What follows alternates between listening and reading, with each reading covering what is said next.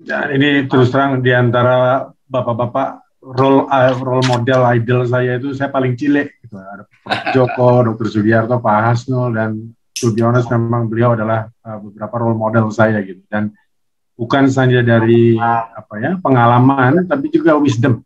Itu yang saya rasa beliau sampaikan terdahulu ini. Cuman statement pertama saya memang tadi saya setuju sekali dengan Pak Hasnul. Karena setelah saya banding-bandingkan ya, kriteria kompetensi 10-nya BUMN itu sudah tinggi sebenarnya.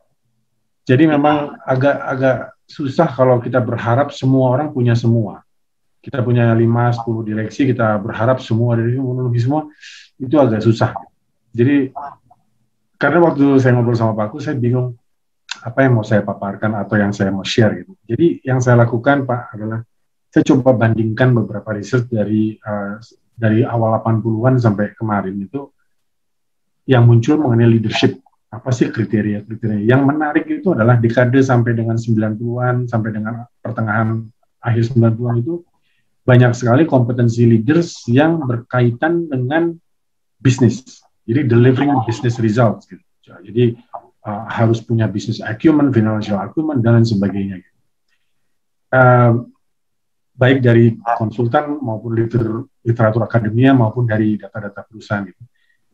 Yang menarik adalah dekade berikutnya sampai dengan 2000-2010 itu banyak sekali kompetensi-kompetensi yang lebih menekankan kepada managing ekosistem.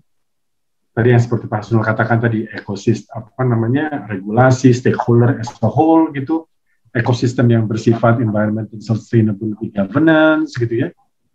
Belum lagi stakeholder karyawan yang makin lama makin demanding dan sebagainya. Gitu. Jadi itu periode satu dekade di mana kompetensi para leaders dikatakan selain dari yang tadi managing the business, tapi sekarang adalah managing the ecosystem.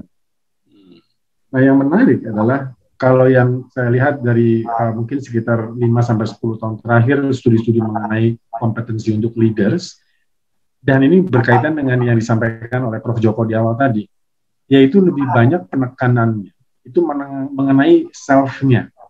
Kalau tadi mengenai managing business, managing ekosistem, belakangan ini banyak sekali persyaratan-persyaratan untuk leaders itu yang lebih berkenan kepada self-nya. Mungkin boleh dikatakan watak, karakter, dan sebagainya. Karena ada research dari konferensi yang baru aja menyusul setelah World Economic Forum kemarin, yang menunjukkan dari sekitar 334 CEO di interview gitu ya.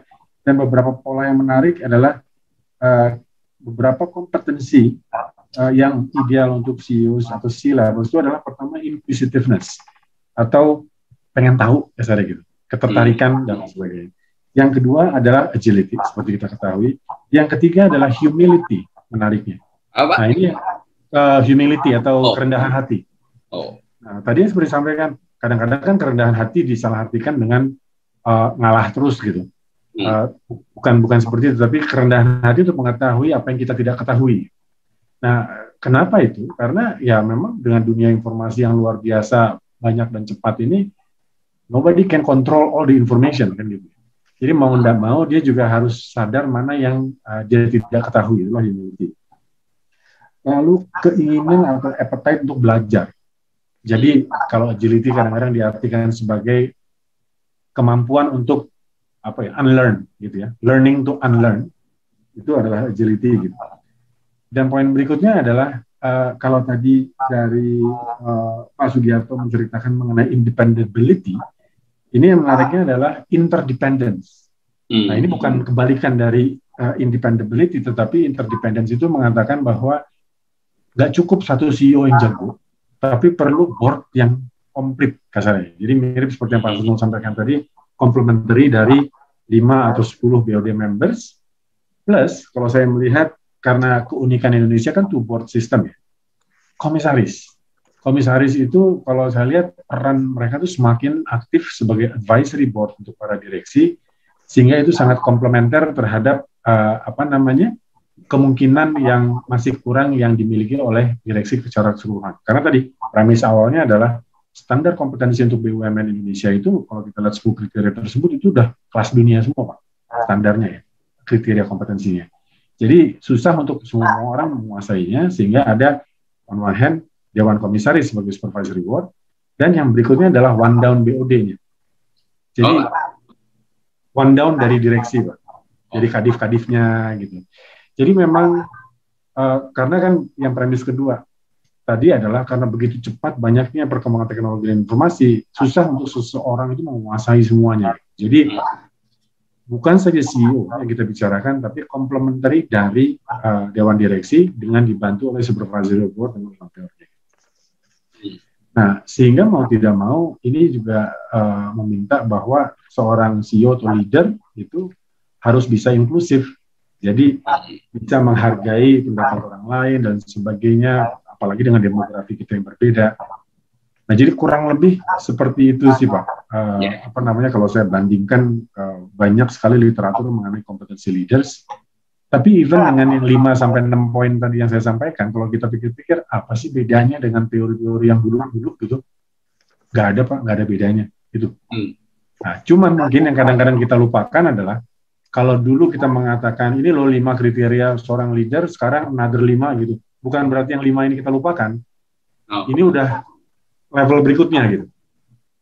Jadi tambahan lah, instead of menggantikan. Gitu. Jadi memang benar, jadi makin lama nih tuntutan sebagai seorang leader, CEO, apalagi BUMN dengan stakeholder yang sangat komplit, seperti tadi Pak Dr. Sugiarto mengatakan, the real, the true public company itu adalah BUMN, karena milik publik loh. Itu persyaratannya makin lama makin kompleks. Jadi memang yang menarik kalau saya lihat mengenai inklusivitas dan diversity di beberapa BUMN sekarang sudah lebih diverse dan inklusif. Ada direksi yang masih muda, datang dari background lain, jadi itu menarik. Jadi keragaman komposisi direksi yang akan memperkaya bukan saja CEO-nya, tetapi dewan direksi secara keseluruhan. Jadi memang itu mungkin, Pak. Siap.